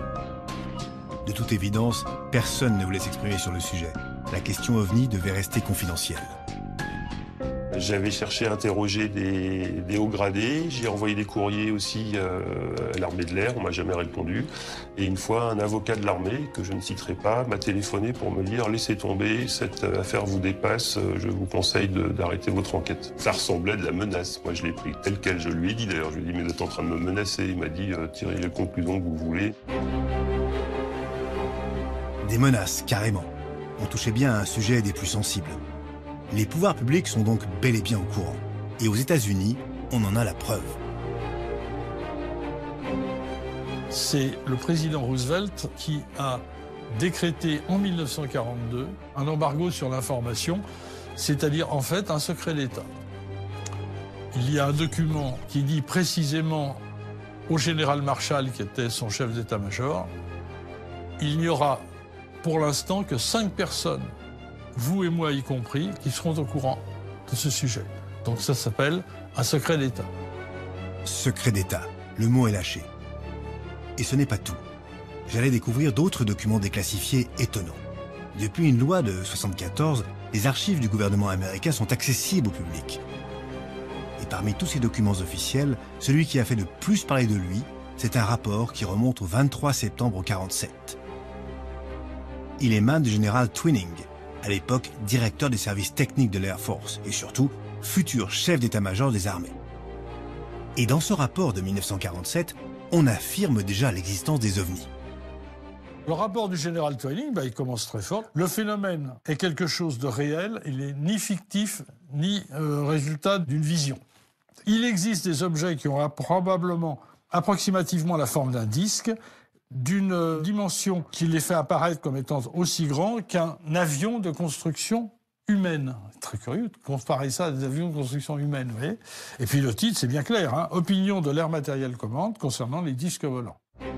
À en croire les milliers de documents déclassifiés, 130 000 pages rien qu'aux États-Unis, l'armée et les politiques, derrière le silence officiel, étudient les ovnis. D'ailleurs, j'ai découvert que dans le monde entier, plusieurs grandes figures politiques avaient osé s'exprimer sur ce sujet. Au Japon, le secrétaire général et porte-parole du gouvernement, Nobutaka Mashimura, affirme en 2007 que les ovnis sont bien réels et qu'il faut prendre le sujet au sérieux. Quand l'ancien ministre de la Défense du Canada, Paul Hellyer, s'exprime lors d'une conférence sur les ovnis en 2013 à Washington, voilà ce qu'il dit. Les Américains et le monde entier ont le droit de savoir ce qu'il se passe.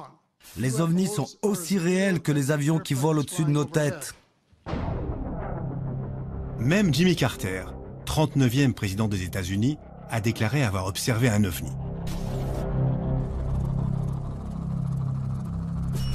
C'était en 1969, un an avant de devenir gouverneur de Géorgie. Alors qu'il s'apprête à faire un discours dans la petite ville de Leary, comme une vingtaine d'autres personnes, il voit un étrange objet lumineux passer au-dessus de sa tête.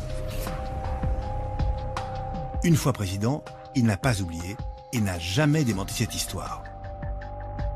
Voilà ce qu'il en raconte dans une énième interview. Un soir, j'étais devant un restaurant, juste avant le coucher du soleil. La nuit tombait et nous allions nous mettre à table. J'étais là avec 25 personnes lorsque nous avons vu se dessiner dans le ciel une étrange lumière qui venait vers nous, une lumière ronde. Elle se rapprochait de plus en plus. Une fois au-dessus des pins, elle s'est arrêtée et elle s'est mise à changer de couleur. Bleu, rouge, blanc. Elle est restée là un moment. Nous étions très étonnés. Nous ne savions pas ce que c'était. Et elle a finalement disparu et est repartie vers l'ouest. Cette observation, Jimmy Carter a osé en parler très tôt.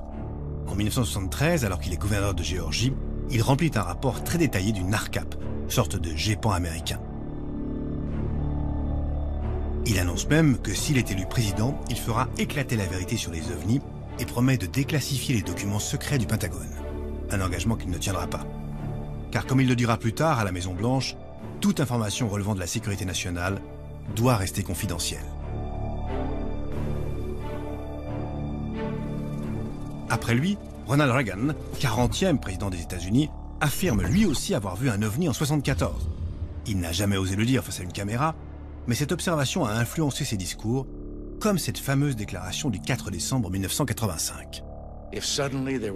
Si soudain une menace planait sur le monde, venant d'une autre espèce, d'une autre planète, d'un autre univers, nous mettrions de côté tout ce qui nous éloigne les uns des autres. Bien plus récemment, en octobre 2007, un sénateur de Nikotinich prend le risque de dire qu'il a vu un ovni alors même qu'il est en pleine campagne électorale. Avez-vous vu un ovni? Enfin, j'ai vu un objet volant, non identifié, n'est-ce pas? Ce n'était pas identifié. J'ai vu quelque chose. Cette déclaration lui a peut-être coûté son élection. Étrangement, malgré ses prises de position, rien ne bouge. On nous mène en bateau. Et comme en France, aux États-Unis, il y a aussi des affaires étouffées pour raisons politiques. Le cas de Fife Symington, ancien gouverneur d'Arizona, en est un exemple frappant. Le 13 mars 1997, des milliers d'habitants de Phoenix observent dans le ciel d'étranges lumières. Phoenix en 1997 est survolé alors que la nuit commence par un énorme triangle, un énorme engin qui fait plusieurs kilomètres d'envergure, qui survole la ville à basse vitesse et qui est observé par des milliers de personnes. C'était un disque, un énorme disque, à peu près de la taille de ces deux immeubles.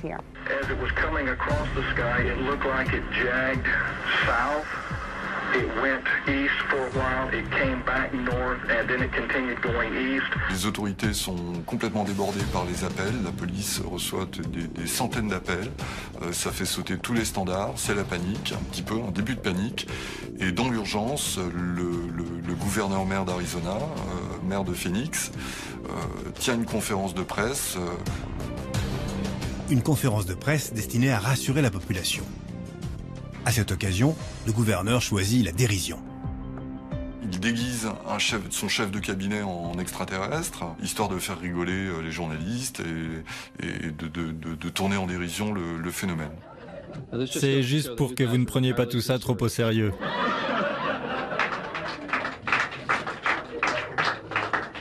La version officielle, ce sont des leurres, des fusées-leurres, tels que les avions de chasse en largue pour dérouter un missile qui leur est envoyé, etc. Ça n'avait rien à voir avec ce que l'on voit. Il y a quelques vidéos, c'était le début des caméscopes, hein. Tout le monde n'avait pas un portable qui fait des vidéos sur soi à l'époque, en 97, mais il y a quand même quelques vidéos, il y a des photos, et surtout des milliers de témoignages. Donc voilà, ça c'est sans doute l'observation de masse, une des plus importantes qui ait eu lieu. Coup de théâtre. 10 ans plus tard, alors qu'il n'est plus gouverneur d'Arizona, Fife Symington change son fusil d'épaule et dément ce qu'il avait dit à la conférence de presse de 1997. Je suis Fife Symington et en 1997, lors de mon deuxième mandat de gouverneur d'Arizona, j'ai vu quelque chose qui défiait ma logique et ma perception de la réalité. Le témoignage détaillé, dépassionné, est un vrai choc pour les auditeurs. Je me suis approché de l'objet. D'intenses lumières rouges, vertes, oranges et bleues clignotaient. La lumière était si brillante que je ne pouvais pas voir la structure de cet engin. La fréquence de ces flashs était extrêmement rapide, un peu comme une lumière stroboscopique. À ce moment-là se produit quelque chose d'assez étonnant. L'objet fait une sorte de demi-tour et passe derrière l'avion, et c'est l'objet volant non identifié qui poursuit l'avion, et ça dure comme ça pendant quelques minutes. Et au bout de quelques minutes, cet objet accélère, finira par dépasser l'avion, et la scène s'arrête là, l'avion se pose, et puis le pilote dira qu'il n'a rien compris. J'ai fait mon rapport au quartier général, et le lieutenant-colonel Alan Moyle, un Américain, a pris des notes de ce débriefing. Mais après cette séance, je n'ai jamais pu le retrouver pour lui en parler. On n'a jamais pu expliquer ça, même les plus rationalistes, les plus sceptiques ont tenté de casser cette histoire, on n'y est pas arrivé. Stupéfiant. Un objet vu par des dizaines de militaires. Un pilote à qui on ordonne de prendre en chasse l'objet et qui se fait poursuivre par ce même objet. Et même des échos radars à l'appui. Pourtant, aucune trace, rien. Aucun rapport officiel, aucune enquête. L'affaire semble avoir été enterrée. Les militaires savent forcément quelque chose, mais apparemment, nous n'avons pas à le savoir. Le secret défense, l'aviation civile, elle, n'y est pas astreinte. Un contact, séquelle de mon ancienne vie, m'envoya un mail très court. Voix Éric Ganachaud. Cet ancien pilote instructeur à la prestigieuse EPAG, l'école qui formait les cadets d'Air France, avait lui aussi envie de parler. Le 9 décembre 2002, au-dessus de l'aéroport Calais-Dunkerque, 2 de ses élèves et lui ont été témoins d'un de ces phénomènes étranges. Ça s'est passé il y a à peu près 11 ans, à quelques jours près. Je décollais de Calais sur un TB20 avec 2 élèves. Donc un élève au manche, là où je suis, et j'étais place droite, et l'élève derrière. Je dois dire qu'il faisait parfaitement beau. C'était un ciel d'hiver mais clair.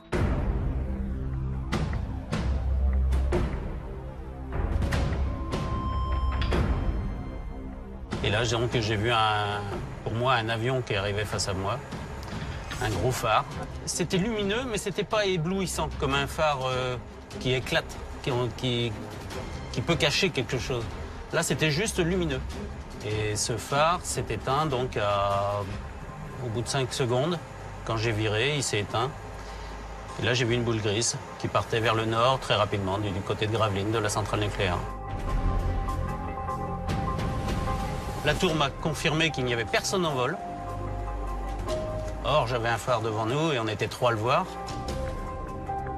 15 ans dans l'armée de l'air, 30 ans dans l'aviation civile, Ganacho sait de quoi il parle. Et pour lui, il n'y a aucun doute possible. Ce qu'il a vu n'était ni un reflet, ni un avion. Quand je l'ai vu, moi, c'était statique. Quand ça s'est éteint, je l'ai vu diminuer très rapidement, partir à toute vitesse en sens opposé. On envoie des reflets sur des pare-brises, sur une carlingue métallique. Ça n'a rien à voir. Rien à voir. Ça fait une lumière diffuse, un éclat de lumière, c'est diffus. Là, c'était bien compact, bien cerné. C'était bien dessiné. N'étant plus militaire, Éric Ganacho s'était senti le droit de témoigner. Peut-être même le devoir. La gendarmerie est venue prendre nos dépositions à tous les 3. On a vu quelque chose, mais on ne sait pas quoi. On ne sait pas quoi. Ça se confirmait. Les témoignages crédibles de pilotes civils, les rapports de militaires, il y en avait eu beaucoup. Mais une fois enregistrés, qu'était-il devenu? C'était ça que je devais maintenant comprendre. On le sait peu, mais en France, il existe un organisme officiel consacré au sujet. C'est le GEPAN, le groupement d'études et d'informations des phénomènes aériens non identifiés. Cet organisme, créé en 1977, fait partie du CNES, l'agence spatiale française. J'essayais de rencontrer des membres du GEPAN, mais sans me donner d'explication, personne ne souhaitait me rencontrer. Mais je ne lâche pas si facilement. J'ai appris que le GEPAN était encadré par un comité de pilotage, chargé de superviser son travail. Et là, en citant quelques noms, j'arrivais cette fois à décrocher un entretien avec le directeur de ce comité.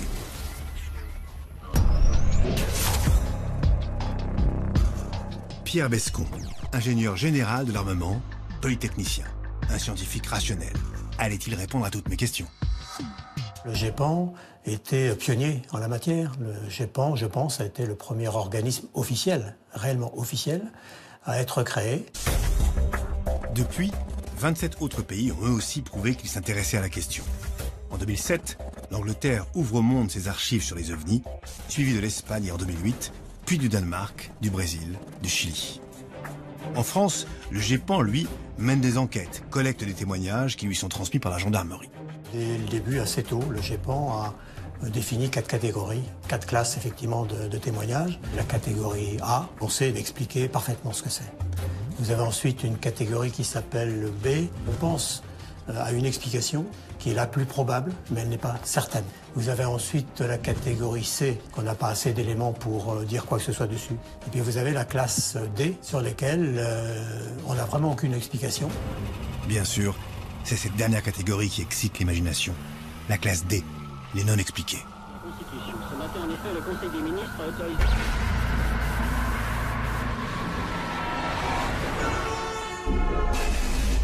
En France, il y avait donc bien des traces, des preuves même, de la réalité de ces phénomènes. Depuis son existence, il y a eu à peu près 7000 témoignages recueillis donc, au GEPAN. Et les cas non expliqués, c'est de l'ordre de 20 à 22%, je crois, ce qui paraît beaucoup. Mais dans la réalité, les cas vraiment intéressants qui sont inexpliqués, c'est plutôt de l'ordre de 4%. Au total, c'est quand même près d'une 50aine de cas, totalement inexpliqués et bien réels. Il y a un chiffre, effectivement, de cas qui existent, bien entendu. Et c'est bien là qu'apparaît toute la problématique. Qu'est-ce que ça peut bien être? J'allais découvrir que sur les cas troublants, propices à une enquête, le GEPAN était en fait vite dépassé. Le 5 novembre 90, des centaines de Français, partout dans le pays, observent un phénomène étrange dans le ciel. Mesdames, Mesdemoiselles, Messieurs, bonsoir. Des ovnis ont donc sillonné le ciel hier soir vers les 19h sur l'Europe de l'Ouest. En France, le CNES ne veut pas encore se prononcer et souhaite entendre le maximum de témoignages. Il n'y avait aucun bruit. C'était un engin assez grand, avec des lumières en triangle assez symétriques. Ça avait une forme triangulaire, voire losange parfois, et c'était composé d'environ une douzaine de lumières, douzaine de points lumineux. Certains jaunâtres, d'autres un peu rouges, et certains laissaient à l'arrière une traînée jaunâtre également. Le GEPAN n'a pas pu se pencher sur ces 1000 observations, c'est beaucoup trop. Il faudrait pouvoir travailler plus là-dessus. Je ne suis pas sûr que le GEPAN ait eu le loisir ni les ressources pour travailler sur toutes les observations. Très bien, je récapitule. Le GEPAN, organisme créé par l'État dont on nous dit qu'il est un modèle pour les autres pays, serait en fait incapable de faire des investigations poussées. En 2 mots, c'est une coquille vide. Apparemment, le pouvoir a eu envie d'être perçu comme s'intéressant à la question et d'avoir une position de transparence à l'égard du public. Ce qui, à mon avis, est complètement un écran de fumée. Comment dire, ce qui est extraordinaire, c'est, et ça, je crois que personne ne s'en doute, c'est que derrière cette façade, il n'y a rien. C'est-à-dire que c'est ce qu'on a pu faire de mieux en France. En général, ceux qui n'aiment pas le GEPAN, ce sont ceux qui défendent la thèse extraterrestre. Bon. Il ne faut pas exclure la thèse extraterrestre, mais il ne faut pas faire l'amalgame non plus. On ne sait pas aujourd'hui. On ne sait pas. Je le réalisais très vite. Autour de ce sujet règne un climat de méfiance, de paranoïa. Entre théorie du complot et langue de bois, difficile de déceler la vérité.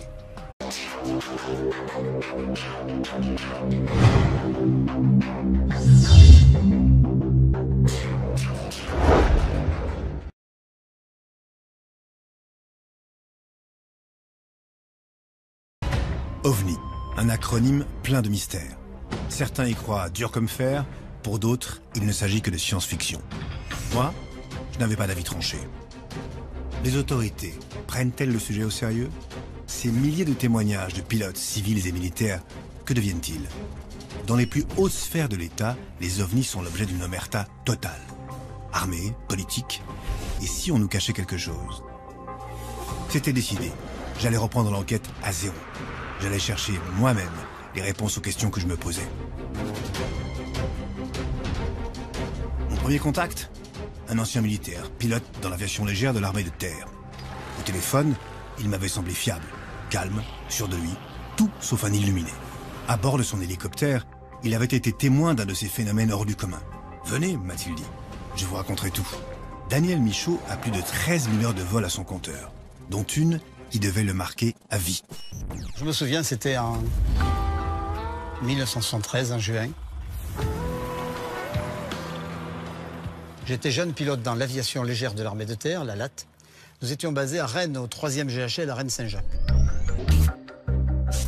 Alors que nous faisions une mission de liaison entre Rennes-Saint-Jacques, où nous avions notre base, et Caen-Carpiquet, on a observé un phénomène extraordinaire 15 minutes avant l'arrivée sur Caen. Nous étions dans des conditions optimales de vol. On était à 1000 pieds, c'était pas très haut. Et ce jour-là, je partais en mission avec un ami, mécanicien, lorsque tout d'un coup, il m'a dit « Daniel, regarde !» J'ai tourné la tête et j'ai vu cette espèce d'engin qui nous doublait, une espèce de grand dirigeable, de la taille d'un paquebot, d'une couleur gris, un gris minium, un gris, vous savez, ce gris un peu terni, sans arête sur la structure, sans nacelle, sans bruit, sans sillage à l'arrière, je veux dire sans fumée, sans hublot, sans tout ce qu'on veut, sans rien.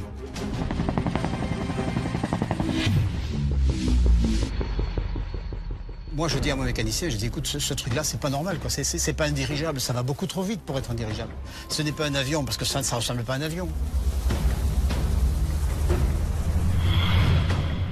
Une fois au sol, on en parle évidemment.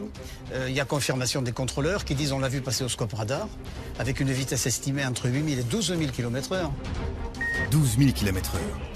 Aujourd'hui, 40 ans plus tard, aucun aéronef construit de main d'homme n'est capable d'atteindre de telles vitesses.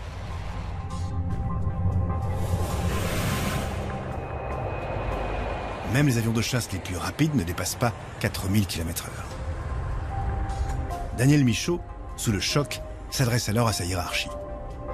À ce moment-là, j'allais passer officier. J'étais un jeune pilote, j'avais 23 ans.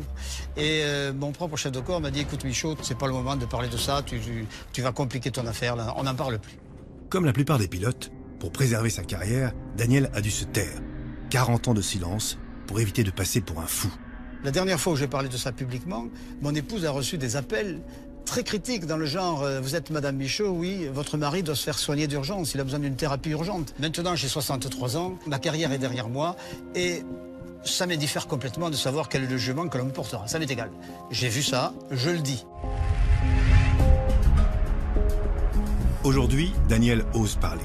Libéré du devoir de réserve, il brise désormais le silence. Son témoignage, sa sérénité, tout en lui m'avait semblé crédible. Mais il me fallait trouver d'autres exemples, faire d'autres rencontres. Je voulais remonter cette piste. J'ai passé des heures à chercher d'autres témoignages. Et je me suis vite rendu compte que Daniel Michaud n'était pas un cas isolé. Pour beaucoup de pilotes militaires, parler des ovnis représente un risque de briser leur carrière. Et ce tabou existe depuis toujours. Peu après la fin de la Seconde Guerre mondiale, les pilotes américains témoins d'ovnis s'étaient heurtés à cette loi du silence. C'était la guerre froide. La paranoïa anti-russe était plus forte que tout. L'armée expliqua donc ces observations bizarres en évoquant les avions espions. On a vu des objets circulaires évoluer au-dessus des États-Unis, évoluer au-dessus de la France, de l'ensemble de l'Europe. Et la grande histoire des ovnis, en fait, a commencé dans les années 50. Alors, c'est l'époque de la guerre froide. Donc, il y a quand même eu toujours un fond de suspicion en se demandant si c'était pas des avions espions. Il y avait un rapport d'espionnage où des espions russes avaient rencontré des espions américains et ils s'étaient tous dit « Mais on croyait que c'était vous qui nous envoyiez ça ». Kenneth Arnold. Voilà l'homme qui a tout déclenché. En 1947, ce pilote privé américain dit avoir observé plusieurs engins de forme inconnue en survolant l'État de Washington. La presse s'empare de l'histoire, le terme « soucoupe volante » apparaît pour la première fois.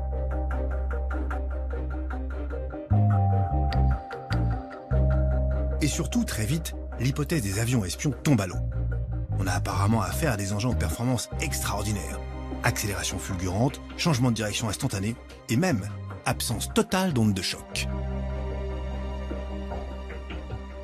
L'aspect singulier de l'OVNI, c'est un déplacement en air dense à très grande vitesse, donc ça devrait faire un bang. Avant, dans le temps, un avion supersonique passait, il cassait les vitres. Tandis que si vous preniez un OVNI qui passe à Mach 5, 6 au-dessus d'un village, il effondrerait les toitures. Hein? Carrément, bah oui, vous avez une onde de choc. Vous savez, l'onde de choc, c'est l'équivalent des vagues d'étrave des bateaux. Imaginez un croiseur qui arrive à 200 km/h devant le port de Marseille, il casse tout. Il fait une vague énorme, voilà, c'est tout. Aucune onde de choc. Exactement ce que m'avait dit Daniel Michaud. Imaginez un engin comme ça aurait dû casser toutes les vitres partout. Peut-on en déduire, pour autant, qu'il s'agit d'une technologie autre qu'humaine? J'ai retrouvé Jean-Gabriel Grélé, pour qui cela ne fait aucun doute. Ce pilote de chasse français a servi aux États-Unis dans les années 50 et il se souvient du règlement alors en vigueur dans l'US Air Force. Un document qui, d'après lui, prouve que l'armée prend le phénomène très au sérieux et nous cache quelque chose. Ce papier, c'est la réglementation que nous devions suivre à chaque fois que nous voyions quelque chose de non identifié ou de bizarre. Quelque chose qui ne nous semblait pas pouvoir être reconnu comme un avion humain. En gros, tout ce qui a été disque, par exemple, il est bien évident que ça ne pouvait pas être un avion humain. Objet volant non identifié, attrait à tout type d'objet en vol, airborne, qui, par ses performances, ses caractéristiques aérodynamiques ou des détails de forme inusuels, ne se conforment à aucun type d'avion ou de missile connu à notre époque. Alors ce document, pour moi, représente la preuve absolue, et c'était le cas pour mes camarades aussi, la preuve absolue que nous pouvions être confrontés à des engins qui n'étaient pas de construction humaine. Là, il marquait un point. Pourquoi l'armée aurait-elle perdu du temps à dicter un manuel sur des choses qui n'existent pas? Au fil de mes recherches, je découvrais cette contradiction. La négation officielle du phénomène OVNI et la multiplication de ces observations de pilotes dans tous les pays. Depuis 1947, plus de 3500 pilotes avaient quand même osé témoigner, et ce sur tous les continents. Parmi ces histoires, une en particulier m'accrocha tout de suite. C'est une de mes sources à Téhéran, en Iran, qui m'avait briefé. « Renseigne-toi », m'avait-il dit. C'est un cas unique, mais évidemment, l'affaire a été vite classée.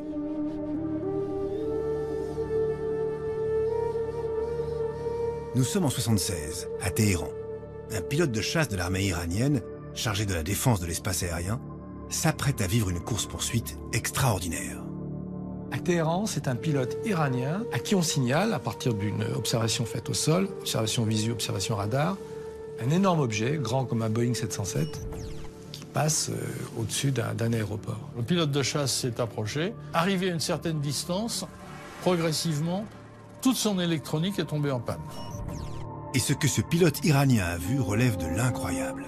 En 2007, il le raconte publiquement pour la première fois, lors d'une conférence au Club national de la presse à Washington. Mon nom est Parviz Jafari et je suis un ancien général de l'armée de l'air iranienne.